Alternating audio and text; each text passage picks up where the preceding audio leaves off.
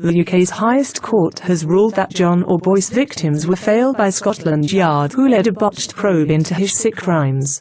The Metropolitan Police today lost their Supreme Court challenge over a ruling which led to two women who were sexually assaulted by the London cabbie winning compensation.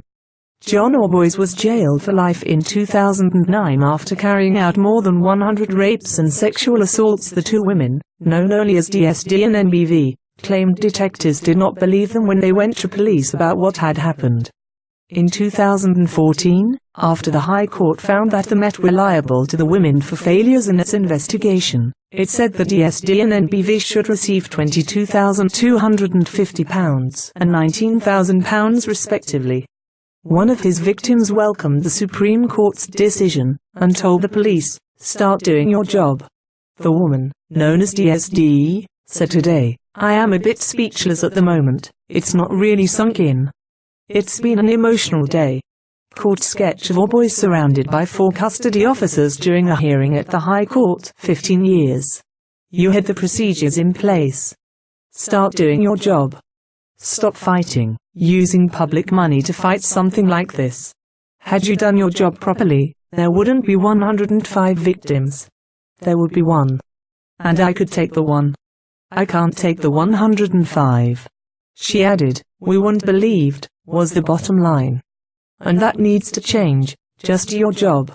The women had brought their claims under Article 3 of the Human Rights Act, which relates to inhuman or degrading treatment. Lawyers for the Met, backed by the Home Office, said that imposing the duty of care on officers in relation to their investigations would have an adverse impact on operational effectiveness.